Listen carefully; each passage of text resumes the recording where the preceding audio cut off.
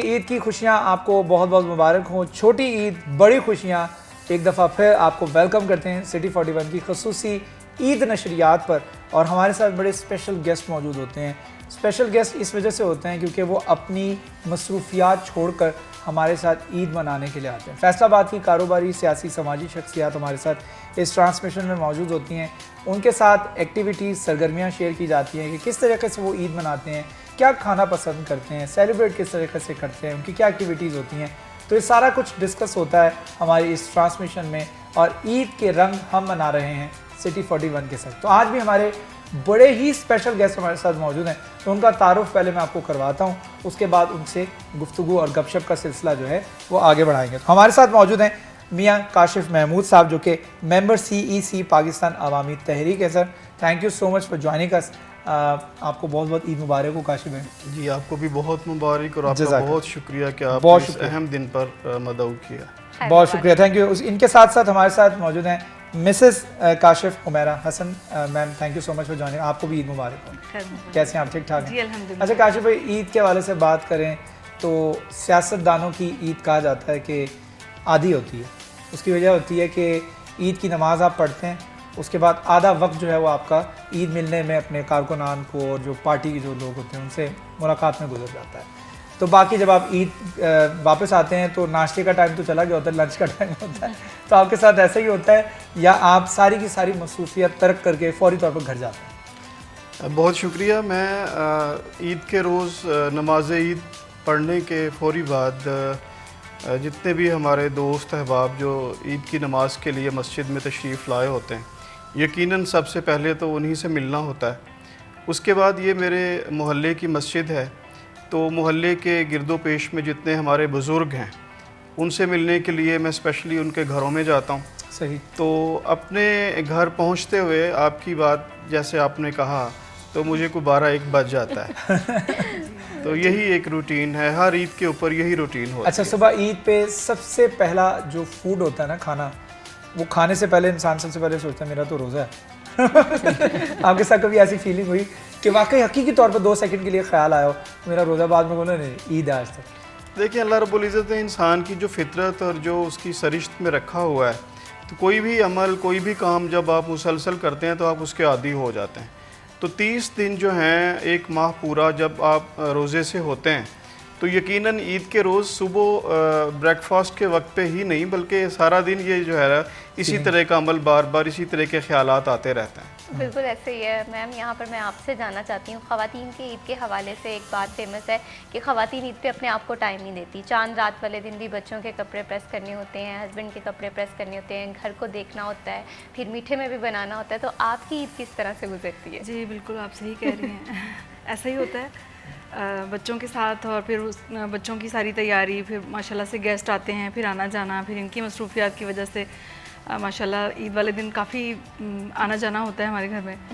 तो वैसे तो सबके घरों में ही होता है, लेकिन हमारे घर में माशाल्लाह से बिल्कुल भी फुर्सत नहीं मिलती कि आप थोड़ी सी भी ब्रेक ले सकें। अच्छा, ईद के ना 3 दिन होते हैं और डिवाइड किया जाता है। एक दिन होता है योम ससुराल, तो आप लोग कौन सा दिन योम ससुराल मनाते हैं?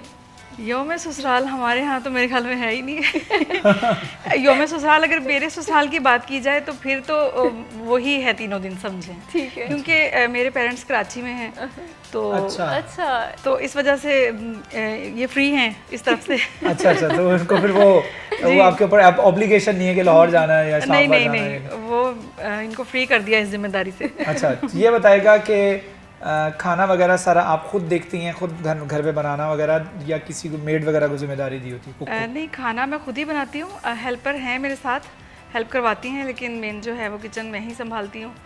अम्मी हैं मेरी, वो साथ करते हैं। अम्मी माशाल्लाह से वो भी। अमूमी तौर पर आपके घर पर एक सिग्नेचर डिश क्या बनाई जाती है लंच में? लंच में तो ज़्यादातर कढ़ाई, मटन कढ़ाई या इस तरह की ही कोई ना कोई। बिल्कुल सही। अच्छा, काश साहब ये बताएगा कि आपको वैसे पसंद क्या, अमूमी तौर पर आप फूडी हैं या आप समझते हैं जो आ जाए बस खा लो? मैं फूडी इन सेंस के अच्छा खाना पसंद करता हूँ, लेकिन मैं क्वांटिटी में थोड़ा खाता हूँ। ऐसा नहीं है कि बहुत ज़्यादा खाने वाला बंदा नहीं हूँ। आजकल तो वैसे भी मैंने थोड़ा सा रमज़ानुल मुबारक की बरक़ात को समेटने के लिए अपना जो डाइट प्लान है उसके ऊपर थोड़ा सा फोकस किया हुआ है, और कोशिश है मेरी कि इस रमज़ान मुबारक में ख़ुराक के हवाले से थोड़ा रमज़ान की जो रियल सेंस है उसमें थोड़ा वेट भी रिड्यूस हो, रूहानी बालिदगी के साथ साथ थोड़ा जिस्मानी हवाले से भी रमज़ान के असरात दिखाई दें। बिल्कुल ऐसे ही है। तो काशिफ साहब, मैं आपसे यहाँ पर एक बात जानना चाहूँगी कि कहते हैं कि बचपन की ईदें लौट के नहीं आती, तो आपकी ज़िंदगी की सबसे यादगार ईद कौन सी है? अच्छा, ये एक ऐसा क्वेश्चन है कि बचपन की जब हम बात करते हैं तो बचपन की तो हर ईद ही यादगार होती है। ज़ाहिर है कि उस वक्त बंदा पेरेंट्स से ईदी लेता है, अपने बड़ों से ईदी लेता है, और वो तो कोई ईद भी ऐसी नहीं है जो इंसान भुला सके। देहात में भी हमने ईद गुजारी है, अपने ननियाल में भी ईद गुजारी है, अपने वालिद साहिब के साथ भी ईद गुजारते हैं, तो वो सारी ईदें ही यादगार हैं। तो ईदी देने वाला टाइम ज़्यादा बेहतर था या ईदी लेने वाला? अच्छा, मैं यहाँ पे थोड़ा सा मुख्तलिफ सोचता हूँ, मुझे ईदी देने वाला ज़्यादा अच्छा लगता है। मेरा भी वही पॉइंट ऑफ व्यू है। रिस्पॉन्सिबिलिटी एक अच्छी चीज़ होती है कि आपको मज़ा आता है कि आप जब ईदी दे रहे होते हैं तो बच्चों के चेहरों के ऊपर जो स्माइल होती है उस खुशी का कोई नेमल बदल नहीं होता। जी हाँ, जी बिल्कुल। तो ये एक बड़ी अच्छी फीलिंग होती है, और ईदी लेना भी एक अच्छा था, उस वक्त रवाज था, लेकिन अब जब हम ईदी देने की पोजीशन में आए तो ये ज़्यादा अच्छा लगने लगा हमें। ये ज़्यादा अच्छा लगता तो ये बताएगा कि ईद पे कोई प्लान्स भी होते हैं आउटिंग के, या हमेशा घर पे ही रहना पसंद करते हैं? अच्छा, ये बैड लक कह लें या इसको अगर हम इसमें से भी खैर के पहलू निकलते हैं, मेरे तीनों दिन जो हैं ईद के पॉलिटिकल एक्टिविटीज़ तो होती ही हैं, मिलना मिलाना। तो मेरा चूँकि मिनहाजुल कुरान के साथ ताल्लुक़ है, तो फिर मिनहाजुल कुरान के हवाले से कुछ रिलीजियस भी हमारी रिस्पॉन्सिबिलिटीज़ होती हैं। ऑर्गेनाइजेशनल फॉर्मेट के तहत मैं बात कर रहा हूँ। तो मेरे तो ईद के जो तीनों दिन हैं वो दूसरे दिनों से बहुत ज़्यादा बिज़ी गुजरते हैं, तो ट्रैवलिंग हमारी इन 3 दिनों में तो कभी भी नहीं हुई। अच्छा, चलें, ठीक है। हमारे साथ मियाँ काशिफ महमूद साहब मौजूद हैं, उनसे गुफ्तगू के सिलसिले को मज़ीद भी आगे बढ़ाएंगे। एक छोटा सा वक्फा।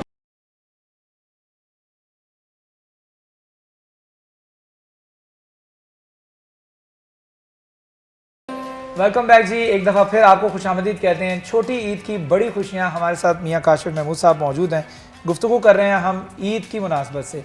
तो मैं मुझे ये बताएगा कि कभी काशिफ साहब की तरफ से मतलब आपको कभी इनसे कंप्लेंट्स रही हैं कि आप सियासत को, अपने मिनहाजुल कुरान को और दीगर आपकी जो सरगर्मियाँ उनको वक्त ज़्यादा देते हैं, घर पे वक्त बहुत कम दे रहे हैं, कभी ऐसी कंप्लेन की है या इधर से भी आपने फ्री हैंड दे दिया? नहीं, एक्चुअली शुरू में तो था, जाहिर है थोड़ा सा, लेकिन जब मैं इनकी रूटीन को समझ गई और फिर जाहिर है फिर उसकी तरह सेट हो गई, उसी रंग में ढल गई, तो अब मुझे कोई शिकायत नहीं होती। ठीक है, जैसे चल रहा है सब कुछ अच्छा है माशाल्लाह से, अल्हम्दुलिल्लाह।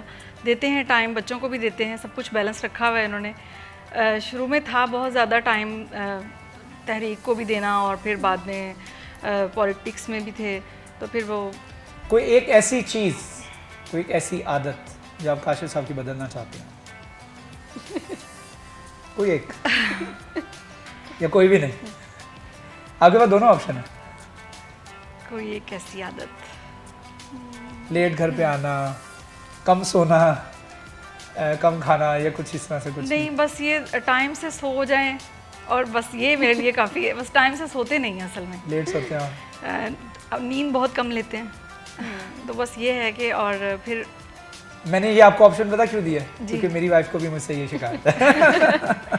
और फिर दूसरा ये कि कहीं भी जाना हो तो बस फ़ौरन से बस ना जल्दी से बस रेडी हो जाओ, चलें फटाफट, वो एकदम से बस तैयारी हाँ, वो तैयारी बस वो 10 मिनट मिलते हैं आपको। हाँ, लेकिन शिराज, ख़वातीन के हवाले से एक बात ये भी फेमस है कि ये तैयार होते हुए काफ़ी टाइम लगाती हैं, 5 मिनट का कहती हैं और आधा घंटा लगा देती हैं। तो काशिफ साहब, आप भी क्या इसी बात से एग्री करते हैं? इसी वजह से कहते हैं कि जल्दी जल्दी कर लें, बस तैयार हो जाए? ये अल्हम्दुलिल्लाह आज भी इसी हादसे से गुजर के आए। इन्होंने मुझे बताया ही नहीं था, बल्कि मैं किचन में बिजी थी और गेस्ट भी आए हुए थे ज़ाहिर है ईद के हवाले से, तो मुझे कह रहे हैं कि फटाफट तैयार हो जाओ, बस जाना है कहीं। मैंने कहा एकदम से मैं कैसे जा सकती हूँ, आप मुझे बताइए। तो फिर बस एकदम से निकल के आना तो पड़ा, फिर थोड़ा सा डिस्टर्बेंस तो होती है क्योंकि उस लिहाज से फिर सारा कुछ मैनेज करना होता है, तो बस ये है। अच्छा, कैसे ये बताइए, बच्चे कितने हैं? जी, मेरे 3 बेटे हैं जी। 3 बेटे हैं, माशाल्लाह। अच्छा, बेटों में सबसे बड़ा बेटा क्या एज है उसकी? सबसे बड़ा बेटा इस वक्त अल्हम्दुलिल्लाह वो ICS के फाइनल ईयर में है माशाल्लाह। और मोहम्मद कासिम उसका नाम है। जो दूसरा बेटा है वो अभी प्री 9th के एग्ज़ाम उसने दिए थे तो अच्छे मार्क्स के साथ वो अभी 9th क्लास में गया है। माशाल्लाह माशाल्लाह। तो वो एक छोटा बच्चा है, हमारे लिए ये बड़ा अजीब एक्सपेरिमेंट था, लेकिन वो ज़िद करके गया है। अच्छा माशाल्लाह। और तीसरा बेटा? तीसरा बेटा अभी 3 क्लास में है, मोहम्मद फ़ातेह। अच्छा। तो तीनों बेटे हैं, अल्लाह रब्बुल इज़्ज़त ने अता की है। बेटी की कमी हमें महसूस होती है, अल्लाह ताला ज़ाहिर है कि जो बेटियां रहमत होती हैं। रहमत होती हैं, बिल्कुल। और अच्छा मुझे बताएगा कि बेटों में जो आपका बड़ा बेटा है, आप विलिंगली उसको बनने देंगे जो प्रोफेशन में जाना चाहेगा, या फिर आप उसको तंजीमी एक्टिविटीज़ में इन्वॉल्व करेंगे? मैं समझता हूँ कि हमारे यहाँ सबसे जो अहम बात है वो ये कि वालिदैन बच्चों को अपनी ही जिहाद के ऊपर चलाने की कोशिश करते हैं, उन्हीं डायरेक्शंस के ऊपर उनको ले जाने की कोशिश करते हैं। मैंने कभी भी अपने किसी बेटे को कोई ख़ास डायरेक्शन नहीं दी। मैं समझता हूँ कि उन्हें अच्छे बुरे की तमीज़ बताना चाहिए, उन्हें समझाना चाहिए, उनकी तरबियत जो है वो हमारे जो मॉरल वैल्यूज़ हैं उनको सामने रखते हुए उनकी तरबियत होना चाहिए, लेकिन ऑप्शन उनके अपने हाथ में होना चाहिए कि क्या बनना है। क्या बनना है। क्योंकि बच्चा जब अपने पसंदीदा प्रोफेशन के अंदर जाता है, मैं समझता हूँ कि वो एक्सेल भी उसी में करता है। अगर माँ बाप की तरफ से कुछ थोड़ा सा ज़बरदस्ती होगी ना कि बेटा तुमने डॉक्टर बनना है, इंजीनियर बनना है, या मेरे बिज़नेस की फील्ड में जाना है, मेरी तंजीमी सरगर्मियों को संभालना है, तो बच्चा उसमें उस तरह से परफॉर्म नहीं कर पाता जिस तरह से वो कर सकता है। अगर वो किसी प्रोफेशन में जाना चाहता है और पसंद करता है, तो मेरे ख्याल में अगर वो उधर काम करेगा तो वो घड़ी नहीं देखेगा, और जहाँ वो घड़ी नहीं देखेगा वहाँ पे वो ज़्यादा कामयाब होगा। बिल्कुल ऐसे ही बिल्कुल है। ठीक कहा। तो यहाँ पर मैडम मैं आपसे जानना चाहूँगी, माशाल्लाह आप एक आइडियल कपल हैं, तो आइडियल कपल के हवाले से हमारे नाज़रीन को बताइए कि किस तरह से हम घर में एक जिसे कहते हैं कि अच्छा इन्वायरमेंट क्रिएट कर सकते हैं, और कौन से असूल हैं जिन्हें हमें मद्देनज़र रखना चाहिए? जी, सबसे पहले तो ये है कि आप एक दूसरे की रिस्पेक्ट करें, मेन चीज़ ये होती है सबसे ज़्यादा। फिर उसके बाद अगर आप दोनों एक दूसरे को रिस्पेक्ट देंगे तो मेरे ख्याल में फिर आधे झगड़े तो यहीं पे ख़त्म हो जाते हैं। तो ये सबसे मेन पॉइंट ये है। इज्जत जो है वो सबसे ऊपर प्रायोरिटी पे होनी चाहिए किसी भी कपल में। और मैं समझता हूँ कि हस्बैंड और वाइफ के जो आजकल झगड़े हो रहे हैं ना, उसकी सबसे मेन वजह मैं खासतौर समझता हूँ कि हमारा सोशल मीडिया, जो फैब्रिकेटेड रियलिटी दिखाई जाती है ना, कि देखें जी वो कपल्स कितने खुश हैं, वो जहाँ दिल करता है वो आउटिंग करते हैं, हस्बैंड ने वाइफ को उसकी बर्थडे के ऊपर गोल्ड का नेकलेस गिफ्ट किया है, उसने उसको एनिवर्सरी के ऊपर ये दिया है, तो फिर ख़वातीन के अंदर भी, और इसी तरह से same thing goes for the men as well, कि ख्वाहिशात जन्म लेती हैं कि देखो जी वो कपल कितना हैप्पी है। जब आप ये चीज़ें देखते हैं तो do you agree with this के वाकई में फिर जो हमारे नौजवान जोड़े हैं उनमें फिर शिकायत आती हैं कि देखो जी उसने ये किया था, अगर वो कहेगी नहीं तो कम से कम दिल में ज़रूर रखेगी कि यार वो देखो कितने ब्लेस्ड हैं, और हमारे अंदर देखो ये चीज़, कंप्लेन तो आ ही जाती है ज़बान के ऊपर कि आपके अंदर ये चीज़ की कमी है। हम ये नहीं देखते कि आपके अंदर कौन सी चीज़ इजाफी है। बट साहब ये जितनी भी दुनियावी चीज़ें हैं, आसाइशें हैं, सहूलियात हैं, बड़ा घर है, बड़ी गाड़ी है, और पार्टीज़ के अंदर जाना और फंक्शंस के अंदर ड्रेसिंग के हवाले से, ज्वेलरी के हवाले से, ये जितनी भी चीज़ें हैं ये उन लोगों के लिए मैटर करती हैं जिनकी कोई आइडियालॉजी नहीं होती, जिनका कोई नज़रिया नहीं होता। अब यकीन कीजिए मेरी तरफ से कभी कोई पाबंदी नहीं है इनके लिए, लेकिन मैं सच कह रहा हूँ कि इन्होंने हमारी शादी को भी अल्हम्दुलिल्लाह ताला कोई लगभग 20 बरस होने वाला है माशाल्लाह। तो 20 सालों के अंदर मैं ऑन एयर कह रहा हूँ कि कभी भी इस हवाले से कोई फरमाइश इन्होंने मुझसे की ही नहीं। माशाल्लाह। मैं खुद से कहूँ तो कहूँ, अदरवाइज़ मुझे कभी इनकी तरफ से कोई इस नौयत की जो है वो सिरे से फरमाइश ही नहीं कभी आई। माशाल्लाह माशाल्लाह। और कहते हैं कि कपल्स के दरमियान रिस्पेक्ट हो तो रिश्ता जो है मजबूत चलता है, और इसकी ज़िंदा एग्जांपल आप लोग हैं। मियाँ काशिम महमूद साहब भी हमारे साथ मौजूद हैं, हुमैरा हसन जो हैं वो भी हमारे साथ मौजूद हैं। बहुत ही दिलचस्प गुफ्तगू का सिलसिला जारी है, लेकिन अभी वक्त हुआ एक छोटी सी ब्रेक का। आपने कहीं नहीं जाना, हमारे साथ।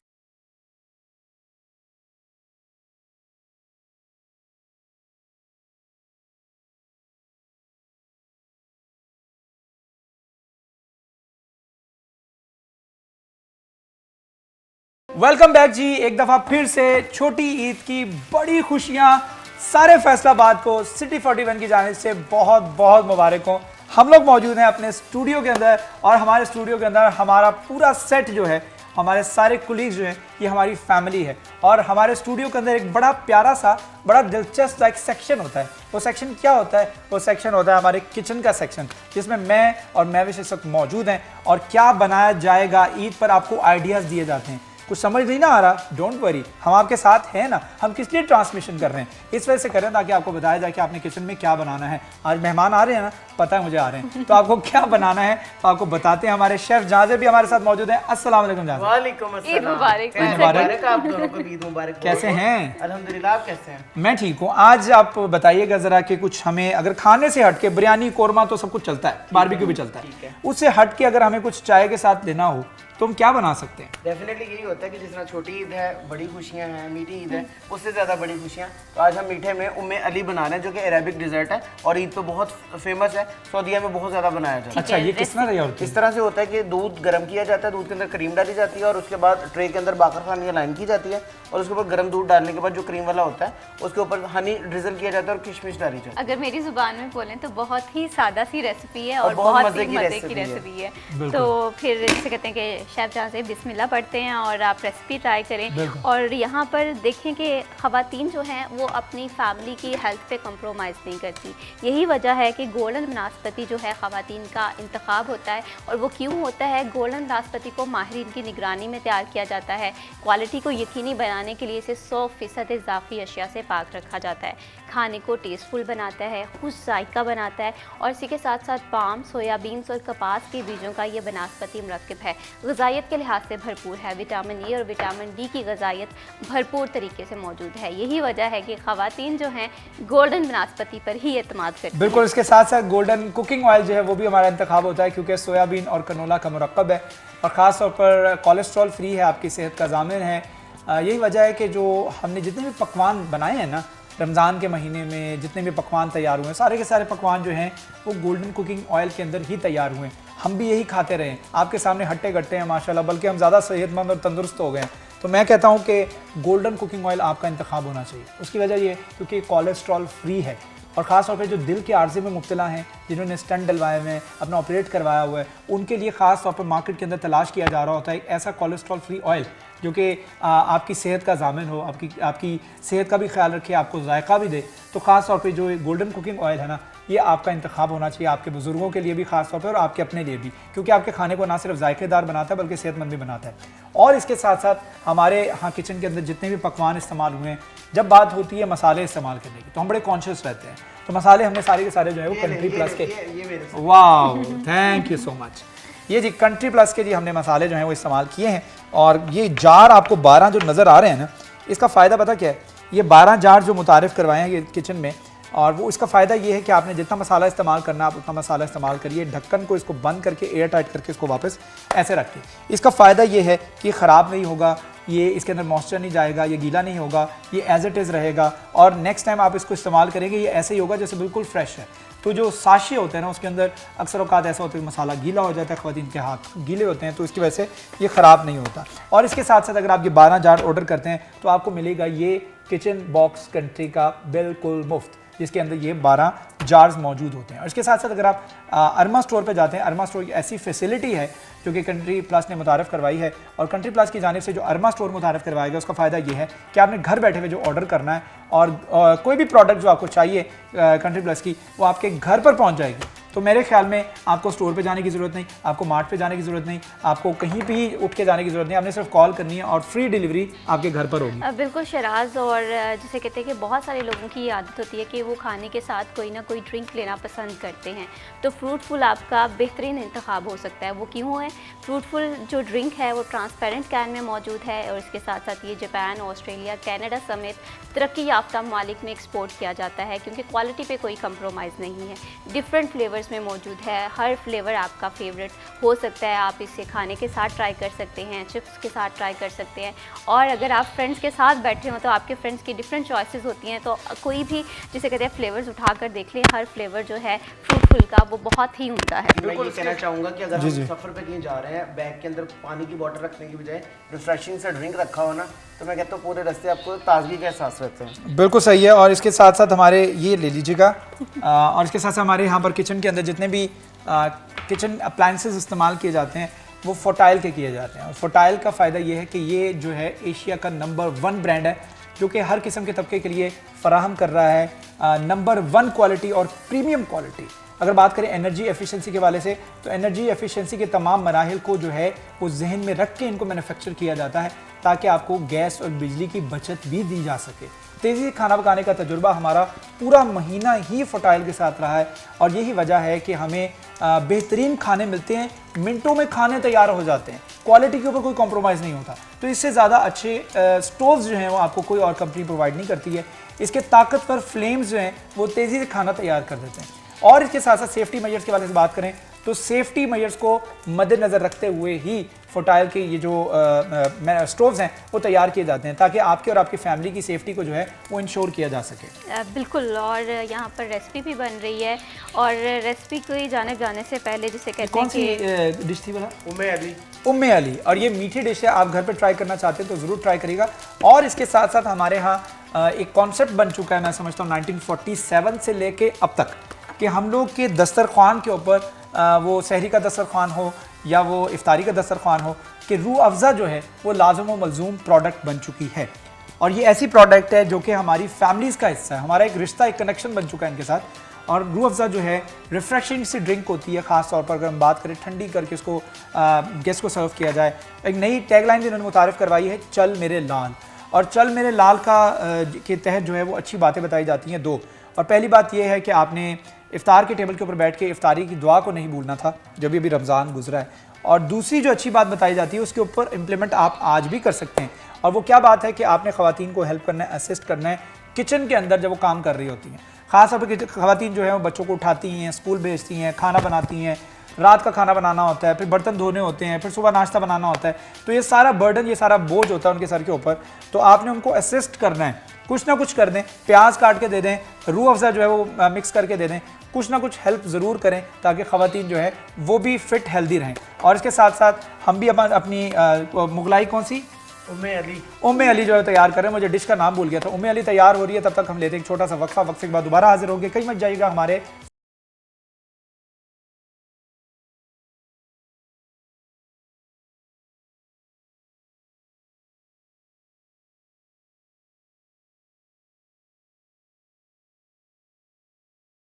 वेलकम बैक जी। एक दफ़ा फिर आपको खुशामदीद कहते हैं। ईद की खसूसी नशरियात, ईद की खसूसी ट्रांसमिशन, छोटी ईद बड़ी खुशियाँ, हम मना रहे हैं ईद के रंग सिटी 41 के संग। हमारे साथ बड़े स्पेशल गेस्ट मौजूद हैं। गुफ्तगू के सिलसिले को आगे बढ़ाते हैं। आइडियल कपल्स जो होते हैं ना वो आजकल के दौर में बड़े कम देखने को मिलते हैं। हस्बैंड अगर वाइफ को समझता है और वाइफ जो है हस्बैंड की नीड्स को बिना बोले समझती है, तो मेरे ख्याल में this is what we called an ideal couple. जहाँ पर बताना पड़े ना कि मैं ये महसूस कर रहा हूँ तुम्हारे बारे में, तो वहाँ पे मुझे लगता है कि फिर एक मौका ऐसा आता है हस्बैंड और वाइफ के रिलेशन के अंदर जहाँ पे अल्फाज इजाफी हो जाते हैं। आप एक दूसरे के एक्शन से, एटीट्यूड से, उठने बैठने से, बॉडी लैंग्वेज से समझ जाते हैं what she need, what he needs. उसको खाना चाहिए या इसको ये चाहिए, ये इस बात पे गुस्से पे है। तो ये चीज़ें मेरे ख्याल में आपने पहले डेवलप कर ली हैं 20 ईयर्स।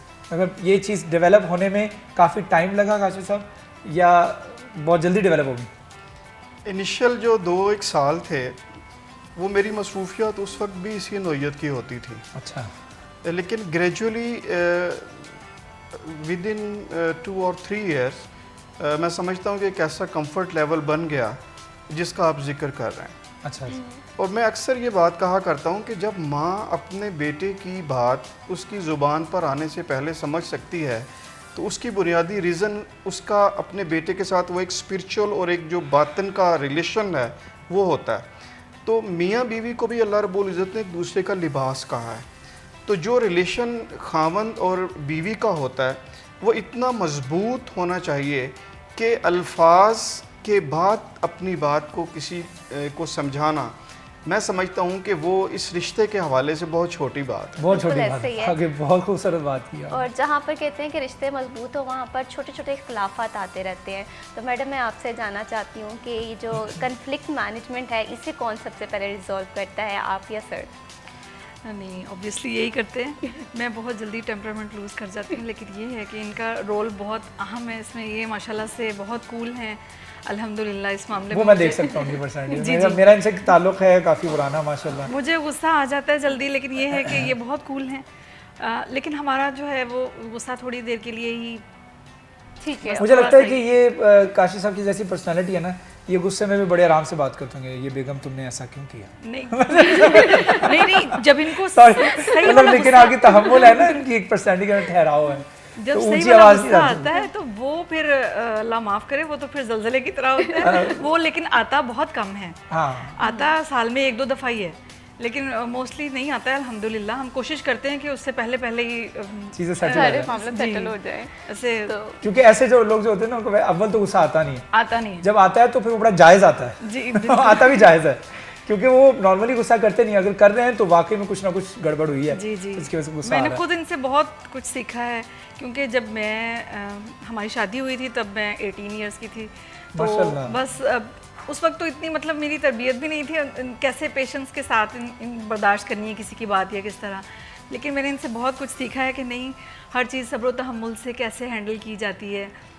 इनको देख देख के ही मैंने कहा ये तो माशाल्लाह से। काशी साहब जो है ना, ये इंस्टीट्यूशन है अपने आप में, और मैं इनसे भी बहुत कुछ सीखता हूँ। इनकी गुफ्तगू के अंदर एक शाइस्तगी है, तहम्मुल है, पता लगता है कि इंसान की इनसाइड आउट पता लगता है ना कि इंसान के अंदर क्या है। तो वैसे ये टेम्परामेंट, ये थिक स्किन कैसे डेवलप की, मुझे भी सिखाएं।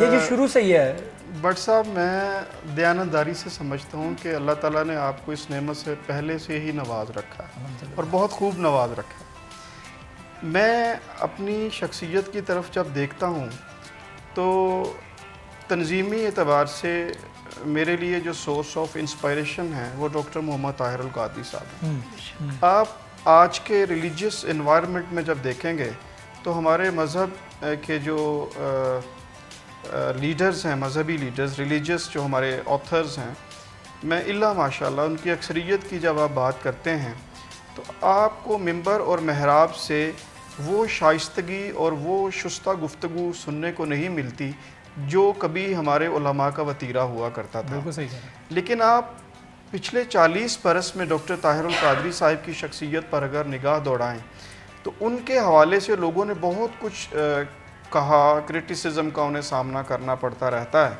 लेकिन आपने कभी भी उनकी ज़ुबान से किसी से मुतल्लिक कोई छोटा लफ्ज़ नहीं सुना होगा। हाँ, सर। ये मैंने खुद भी नोट किया, वाकई सही कह रहे हैं। जो कि आजकल के मैं समझता हूँ कि मजहबी स्कॉलर्स की अभी ज़बान पर होता है और वो बोल भी देते हैं, और जब माइक हाथ में हो और जब वो आप किसी ऐसे पोजीशन में बैठे हो तो कुछ ना कुछ निकल ही जाता है। क्रिटिसिज्म का जो काउंटर एक जवाब होता है, आर्ग्यूमेंट होता है, तो वो आ ही जाता है। लेकिन वाकई में हकीकी तौर पर ताहिर कादरी साहब की अगर ज़िंदगी देखी जाए उनकी है, और पूरी लाइफ में थ्रू आउट मैंने भी उनको काफ़ी सुना है, तो मुझे वाकई में हकीकी तौर पर ऐसा कभी ना कोई चीज़ देखने को मिली, ना सुनने को मिली। तो वाकई में वो बहुत कुछ इनसे सीखने को मिलता है। अच्छा, मैं ईद के हवाले से थोड़ा सा और गुफ्तगू करना चाहूँगा। ईद हमें एक पैगाम देती है। पैगाम ये देती है कि हमें जिस तरह एक क्रोनोलॉजिकली अल्लाह ताला ने बताया कि हुकूकुल इबाद क्या है, कि आतल माला अला हुब्बिही ज़विल कुर्बा वल यतामा वल मसाकीन वब्नस सबील वस्साइलीन वफ़िर रिक़ाब, पूरी लिस्ट अल्लाह ताला ने दी है और किस तरीके से खर्चना है, कहाँ खर्चना है, और पूरा स्टेप बताएं कि पहले सबसे कुर्बा यानी आपके रिश्तेदार, पहले रिलेटिव सबसे पहले हमने देखना है। और हमें सबसे ज़्यादा बुरे जो हमारे रिलेटिव ही लगते हैं, जो हमारा वो मेरे ख्याल में कज़न्स वगैरह जो फैमिलीज़ के अंदर होते हैं। तो ये बता दीजिएगा कि ये हुकूकुल इबाद जो है इसको किस तरह से फॉलो करना चाहिए आज के कंटेम्प्रेरी वर्ल्ड के अंदर। ये हमारे मुआशरे में बिलखसूस मजहबी एतबार से ये एक ऐसा सेगमेंट है कि हम सारे जहान में डोनेशंस और राशन के बैग्स तकसीम कर रहे होते हैं, लेकिन हमें अपने घर के इर्द गिर्द और अपने अज़ा अकारब की तरफ हमारी निगाह नहीं जाती। जबकि जो इसका सीक्वेंस अल्लाह रब्बुल इज़्ज़त ने बयान फरमाया वो आपने अभी कुरान मजीद के रेफरेंस कोट किया है, तो वो शुरू ही अपने घर से होता है, अपने इर्द गिर्द से होता है, अपने हमसायों से होता है, अपनी गली मोहल्ले से होता है। दूसरा, मैं दयानतदारी के साथ ये समझता हूँ कि माह रमज़ानुल मुबारक का जो पूरा महीना है, ये इंसान को इन्हीं हक़ाइक़ से रूशनास करवाता है। वो बताता है कि भूख किसे कहते हैं, वो बताता है कि प्यास किसे कहते हैं, वो बताता है कि सब्र किसे कहते हैं। और रमज़ानुल मुबारक के इख्तिताम पर जो ईद का अल्लाह रब्बुल इज़्ज़त ने हमें गिफ्ट दिया है, वो बुनियादी तौर पर सोसाइटी के इन तमाम जो तबकात हैं उन्हें एक जगह पे इकट्ठा कर दिया, बिल्कुल एग्जैक्टली, ताकि उस दिन जो सेलिब्रेशन है वो तबकाती तकसीम की नज़र ना हो जाए। सुभान अल्लाह, बड़ी खूबसूरत। उसमें सोसाइटी के ये सारे जो मकातब फ़िक्र और तबकात हैं, इनको एक जगह पे इकट्ठा करके और उन्हें एक ही सफ़ में खड़ा करके, ये एक ऐसा लेसन अल्लाह रब्बुल इज़्ज़त ने दिया है। अगर हम इसे समझ लें तो मैं दयानतदारी के साथ ये कहूँगा कि मुआशरे के बहुत से मसाइल ऑटोमेटिकली हल हो। बिल्कुल सही, बिल्कुल सही। वैसे ये मियाँ काशिफ महमूद साहब, आपकी बातें बहुत ही खूबसूरत आपने बात की है और जिस तरह से थ्रू आउट प्रोग्राम में बहुत ही दिलचस्प गुफ्तगू का तबादला हुआ है। बहुत शुक्रिया आपकी तशरीफ़ आवरी का। Thank you so madam much. आपकी बहुत बहुत शुक्रिया और आपने अपने मसरूफ़ वक्त से टाइम निकाला। Once again thank you so much. Once again Eid मुबारक। और नाज़रीन, जिसे कहते हैं ईद की खूबसूरती ये है कि इसे फैमिली के साथ मनाया जाए। और अब हम चलते हैं मरियम रज़ा की जानिब, देखते हैं कि मरियम ईद किस तरह से सेलिब्रेट कर रही हैं और कौन कौन से गेस्ट हैं।